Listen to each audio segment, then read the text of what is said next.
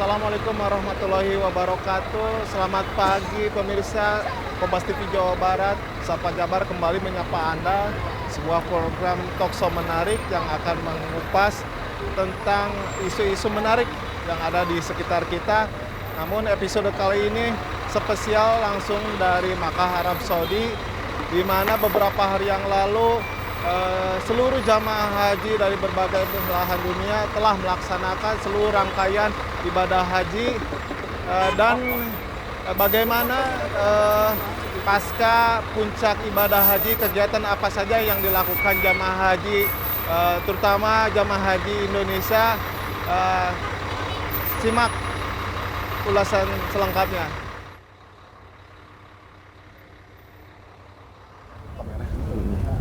Saudara, saat ini saya sudah bersama Pak Haji Dudung dari Al-Bashir Bogor. Nah, dari Al-Bashir Bogor.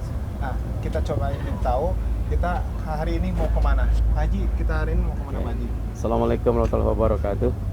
Hari ini kita ada city tour ke Taif, ke kota Taif, kota yang sejuk, kota yang dingin, kota tempat di mana Nabi kita tercinta Nabi Muhammad SAW berhijrah dari Mekah ke Taif. Saat beliau berjuang di Mekah sudah tidak diindahkan lagi oleh orang-orang Mekah. Beliau datang dengan sejuta harapan, semoga orang-orang kafir Taif mau menerima beliau dan mau mengikuti ajaran beliau. Oke. Kira-kira di sana ada petilasan apa aja untuk masa-masa zaman Rasulullah di Taif di sana? Oke. Di Taif yang jelas bahwa sejarah yang tidak bisa kita lupakan. Satu di antara hal yang sangat menakjubkan adalah saat Nabi Muhammad berdakwah ke sana dengan berjalan kaki, dengan harapan mereka ikut Nabi Muhammad, ternyata sampai ke Taif, beliau bukan disambut malah disambit. Sampai Nabi Muhammad babak belur, sampai Nabi Muhammad berdarah. Dari sekian ribu mungkin orang saat itu yang ada di daerah Taif, hanya satu orang saja yang mau masuk Islam bersama Kangjeng Rasul, yang bernama adalah Adas. Adas itu adalah pekerja kebun kurma yang saat Nabi Muhammad dilempari batu, Adaslah mendampingi beliau dan beliau cerita dengan Nabi Muhammad, akhirnya Adas masuk Islam. Itulah satu-satunya orang yang masuk Islam saat itu ikut Nabi Muhammad. Kemudian tempat persembunyian Nabi Muhammad dan tempat Adas bersama dengan Rasul itu sampai sekarang diabadikan dengan sebuah masjid namanya Masjid Adas. Kemudian ada juga yang kedua adalah Masjid Kuk namanya. Kuk itu artinya sikut. Itu ada batu yang namanya bekas sisa Nabi Muhammad saat tidur, itu batu itu menjadi lembek demi kenyamanan Kangjeng Rasul, dan sampai sekarang bekas sikut Kangjeng Rasul masih ada dan itu diabadikan sekarang menjadi Masjid Kuk namanya, di mana di Taif. Dan mungkin yang ketiga adalah ada sahabat Rasul, kemudian juga sepupu Kangjeng Rasul, namanya Abdullah bin Abbas. Beliau adalah ulama yang saat itu di zaman sahabat. Beliau adalah ahli tafsir. Beliau dimakamkan di Taif, dan kita insya Allah hari ini akan tabaruk ziarah ke sana. Semoga kita akan dapat berkahnya. Itu saja mungkin yang paling utama. Terima kasih. Suasana di sana kira-kira seperti apa gambarannya? Di sana kan kalau di Makkah sendiri kan panas ya Pak Haji. Kalau di Taif gimana? Taif itu memang seperti sayuran, buah-buahan itu banyak dihasilkan di Taif, dan di sana suasana udaranya memang sejuk. Mungkin kalau di Indonesia itu adalah seperti di puncak begitu, agak dingin, apalagi kalau di musim dingin luar biasa dinginnya ya. Jadi memang sana suasananya bagus, sejuk banget. Kira-kira estimasi kalau dari kota Makkah estimasi 1,5 sampai 2 jam mungkin, karena kurang lebih sekitar 200 kilo dari Mekah sini. Pemirsa yang penasaran bagaimana suasana Taif seperti apa dan ziarah apa aja yang ada di Taif sana, simak liputan selengkapnya nanti di Sapa Jabar.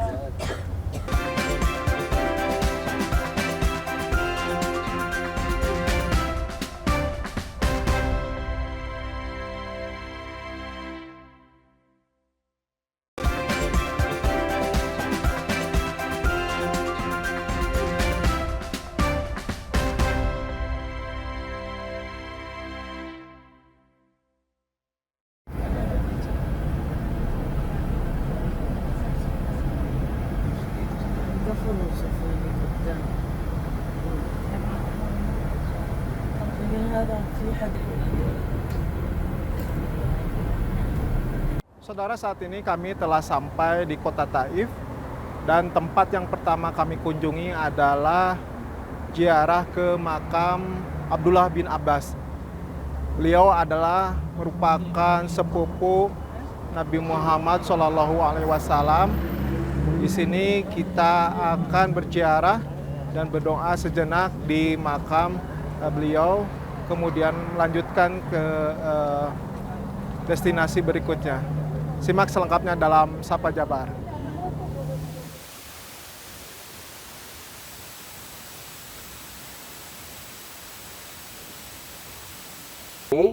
Kita berada di kota Taif. Perjalanan kita tadi kurang lebih 1,5 sampai 2 jam. Bapak sekalian, yang pertama, ini kita akan ziarah ke sepupunya Kangjeng Nabi besar Muhammad SAW. Nabi Muhammad bin Abdullah, ya kan? Bin Abdul Muthalib.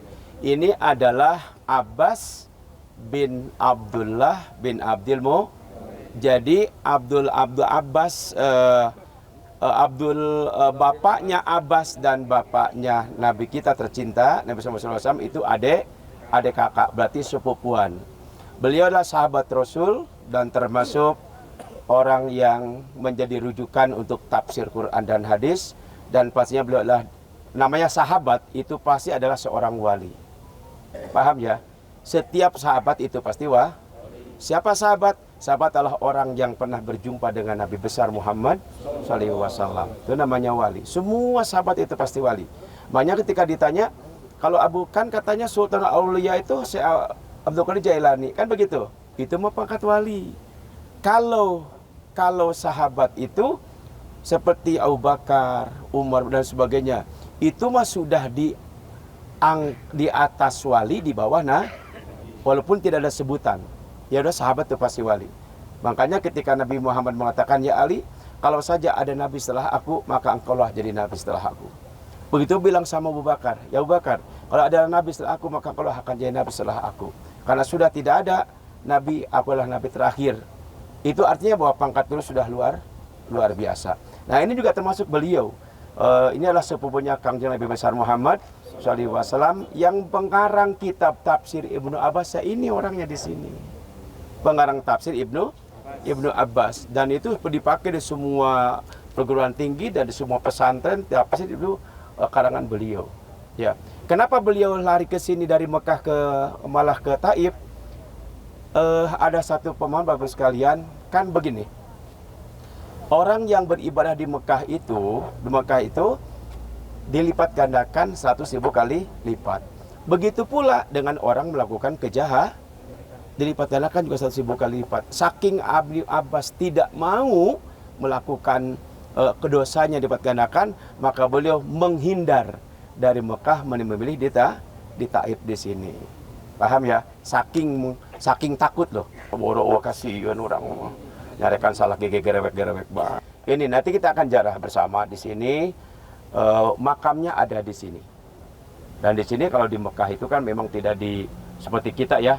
Di urang mah makam, ya Allah, bujung-bujung makam sahabat atau ya kita memuliakan. Kalau di sini buat mereka tidak ada sahabat yang udah mati udah nggak ada apa-apanya, begitu mereka bilang. Ya itu mah, makanya memang kalau Saudi kan memang mazhab tidak bermazhab. Mereka Wahabi, jadi ya tidak mengenal karomah, tidak mengenal ya yang demikian itu tidak ada. Oke. Yang kedua, nanti kita akan ziarah ke siapa? Ke Masjid Adas. Adas itu adalah nama seseorang. Satu-satunya orang yang masuk Islam saat Nabi Muhammad hijrah dari Mekah ke Taif ke sini, sebelum hijrah ke Madinah. Saat Nabi Muhammad sudah tidak dihargai lagi, sudah tidak lagi mendengar lagu Nabi Muhammad sedih, beliau hijrah ke sini ke Taif dengan harapan di Taif ada orang-orang yang mau ikut aja Nabi Muhammad SAW. Tapi sampai di sini Nabi bukan disambut, Nabi malah disambit, diberdoakan sampai berdarah Nabi Muhammad SAW. Bersimpuh dengan seorang pekerja kebun kurma yang namanya adalah Adas. Ngobrol panjang lebar, akhirnya Adas mengucapkan 2 kalimat syahadat, asyhadu an la ilaha illallah wa sallallahu Muhammadar Rasulullah. Bapak sekalian, malaikat menyaksikan betapa sedih Nabi Muhammad SAW. Di zaman Ainam, Bapak Ibu Saudara, orang mau dakwah dijemput. Bahkan ada mubalik sekarang menghargakan. Harus sekian. Sebelum ceramah harus di DP. Kalau nggak DP saya nggak datang. Jujur Bapak sekalian, kalau Abi mau nilai, kalau kita mengikuti katanya dakwah ini ajaran Rasul, kalau Abi sangat tidak setuju orang berdakwah menghargakan demikian, apalagi sampai tidak datang gara-gara di DP. Tapi Abi nyalahkan dari anu manggil kiai itu mayar. Jadi salah saduana itu mah. Jadi kita mah mengalir aja. Orang mau ngasih alhamdulillah, mereka binabi. Orang juga ngerti kok, paham. Tapi kalau sampai harus DP gitu, Abi nggak suka. Makanya ketika ada orang nanya, ada jemaah juga Abi memanggil Abi sabaraha marena. Kapan udah jaken saru akeunna cita jeung dangdutan kita ke Abi. Nah, gede kita mau dakwah, ya udah dakwah. Rezeki mah Allah yang atur, paham ya? Jadi nitip Abi jangan suka manggil balik-balik yang mentargetkan amplop, jangan. Tahu nggak? Allah menyaksikan betapa hambanya disakitin. Kata Allah, hai malaikat, tolong samperin itu kekasihku Muhammad sedang disakiti oleh orang kafir Taif. Sampaikan kepada Muhammad, apa minta tolong kau jawab, kau sampaikan kepadaku. Bapak sekalian, malaikat datang. Ya Rasulullah, aku datang diutus oleh Tuhanmu untuk menolongmu. Bukit yang mana katanya akan kulempar untuk menghancurkan orang kafir Taif? Gunung yang mana akan kucabut untuk beratar orang kafir Taif? Apa Nabi Muhammad? La taf'al. Inni bu'istu li utammima makarima akhlak. Jangan kau kerjakan wahai malaikat. Aku diutus bukan untuk membalas dendam, bukan untuk menyakiti manusia, tapi aku diutus untuk menyempurnakan Allah umat manusia. Lembutkan Nabi Muhammad. Bapak sekalian, dia bilang, ya wahai malaikat, kalau hari ini mereka mengkhianatiku, hanya satu adas yang menyayangiku.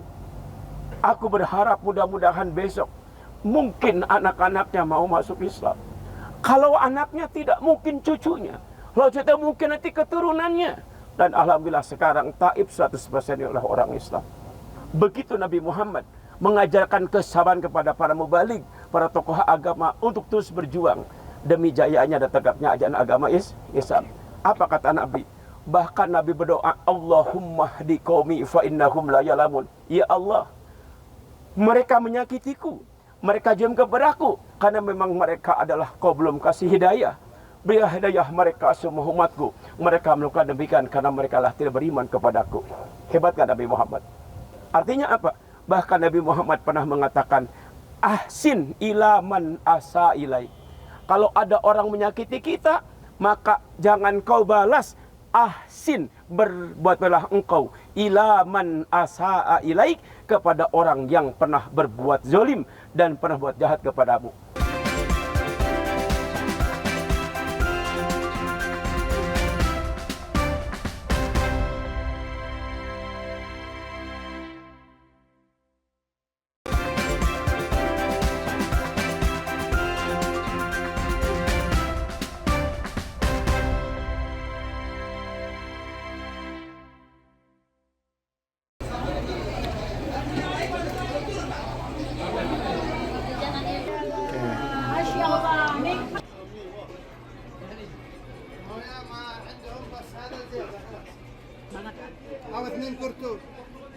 Enak, Masya Allah masuk ya ke lidah saya yang dari Bogor. Tadinya agak sedikit takut ya, karena saya lumayan agak pilih-pilih kalau makan. Di sini enak, enggak sama sekali nggak bau, dan teksturnya dia benar-benar lunak. Ya. Tadi untuk satu porsinya? Satu porsinya berapa ya tadi? Nggak nanya. Berapa Bu? 15. Ya, satu untuk porsi satu orang. Untuk para jamaah haji atau umroh yang mau makan enak, mendingan ke sini. Nasi biryani kambing ini enak banget. Ada nasi biryani ayam juga. Alhamdulillah kami selalu dibimbing oleh Abi, oleh Ibu selama tur di Mekah ini, dan di Taif ini kita merasa selalu diberikan suguhan-suguhan dengan tempat-tempat terbaiknya, sudah dari penyulingan bunga, minyak wangi, dan sekarang kita diajak untuk makan nasi biryani. Seluruh jamaah Al-Basir ya ini ikut. Sebetulnya memang pemandangannya indah juga, tempat-tempatnya bagus, dan karena cuacanya dingin, dan kebetulan kami merasa selalu dibimbing selama di sini, jadi kita selalu tahu nilai sejarah di sini. Nasi biryani enak ya, Sama ayamnya empuk banget. nah ini rekomendasi dari Ibu Haji juga, dari Abi dan Ibu, tempatnya enak juga, dan ternyata memang biasa yang dipakai oleh KB Al-Basir tuh selalu ke sini. Saudara, kembali lagi di Sapa Jabar. Tadi di segmen sebelumnya kita sudah ziarah ke salah satu makam yang dimana sahabat dan sepupu dari Nabi Muhammad SAW. Dan tadi kita sempat juga keliling ke tempat pembuatan parfum, kemudian di akhir makan. Mungkin Abi bisa diceritakan tadi apa aja Abi tadi selain ke ziarah tadi Abi? Iya. Ceritakan. Kita tadi yang utama memang kita dari awal yang utamanya adalah ziarah untuk kita litabaruk, ambil berkah kepada sahabat Rasul, yaitu Abdullah bin Abbas. Beliau sepupu Kangjeng Rasul dan juga beliau adalah sahabat Kangjeng Rasul. Setelah itu kita tadi mau mampir ke Masjid Adas, namun memang sangat padat. Ada polisi juga, tidak diperkenankan. Akhirnya kita lanjut ke Masjid Qub, juga tidak boleh turun. Setelah itu kita ingin melihat pabrik penyulingan parfum. Itu yang sudah berumur tadi 150 tahun. Walaupun itu memang yang manual dulu. Kan sekarang sudah modern, jadi sudah tidak demikian lagi Namun pabrik. di sana pabriknya masih dikelola secara manual. Oke. Untuk selanjutnya karena kita sudah lapar, akhirnya kita mampir di salah satu resto di Taif ini, dan ini langganan juga kita memang setiap bulan atau setiap kali kita berhaji dan berumroh, yaitu resto Al-Hada di Taif, yang jujur kita nggak bisa pindah ke lain hati. Memang daging ayamnya, nasinya, kemudian kambingnya juga enak, dan terbukti daripada jemaah semuanya saya lihat nampannya pada habis, belum sisa. lapar. Itu saja mungkin, dan setelah ini kita mungkin mengingat jemaah juga harus persiapan untuk persiapan kepulangan dan sebagainya, kita lanjut pulang ke Mekah. Oke, sebetulnya tadi kulinernya dapat ya Ubi ya. Kulinernya dapat, ziarahnya dapat, shoppingnya dapat, dan di sini di belakang kita ini juga minyak wangi cuma 10 rial, murah banget. Ya, ini saya kasih tahu modalnya. Jadi mungkin yang di luar sana bisa 25 rial, di sini cukup 10 rial saja. Jadi ketika kita beli nasi 15 rial, ternyata untungnya double, dapat minyak wangi juga dapat makan di sini. Oke. Mungkin Abi ini mensiasati dari KBH sendiri, ini kan tentunya di negara orang, terus banyak jemaah kita juga yang tidak bisa berbahasa Arab gitu kan, komunikasi susah. Ini gimana treatment Abi kepada jamaah agar jamaah di sini pun yang Abi kawal ini merasa nyaman dan belanja ataupun tidak khawatir. Seperti apa Abi kira men-treatment Abi kepada para jamaah?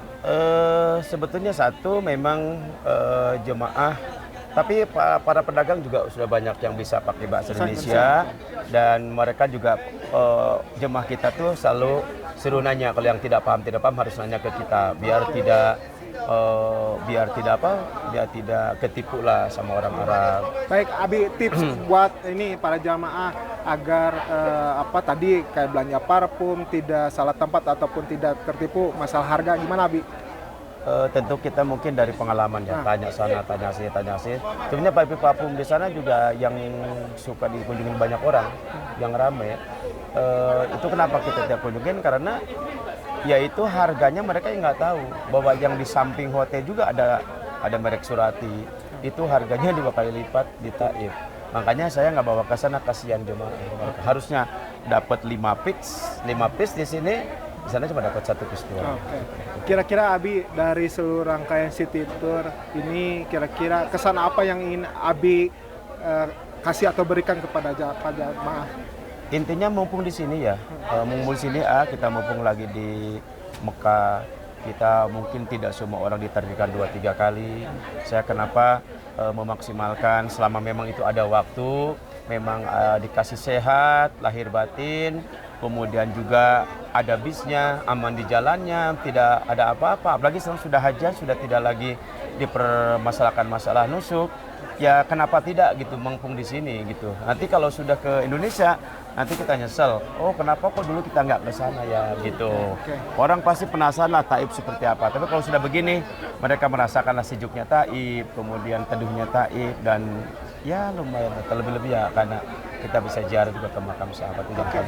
Terakhir Abi sebelum penutup, pesan atau kesan-kesan buat jamaah sebelum pulang ke tanah air. Tentunya sebelum pulang ke tanah air, tentu juga jaga kesehatan. Jangan diporsir waktu saat istirahat. Apalagi sekarang seluruh rangkaian kegiatan wajib rukun sudah selesai. Tinggal satu yaitu adalah tawaf wada atau pamitan. Pastikan semuanya tidak ada barang yang tertinggal. Tetapi tolong jangan terus-terus belanja, takut khawatir nanti kopernya tidak muat atau overload, nanti khawatir di Jeddah nanti dibuang-buang. Dan untuk jemaah, sekali lagi amanat jangan sampai memasukkan air zam-zam maupun cairan apapun ke dalam koper besar karena itu sangat membahayakan. Terima kasih. Oke, demikian tadi saudara Sapa Jabar spesial dari Arab Saudi. Semoga tayangan ini bermanfaat dan memberikan ruang edukasi kepada kita semua. Sampai jumpa di episode Sapa Jabar berikutnya. Assalamualaikum warahmatullahi wabarakatuh. Waalaikumsalam warahmatullahi wabarakatuh.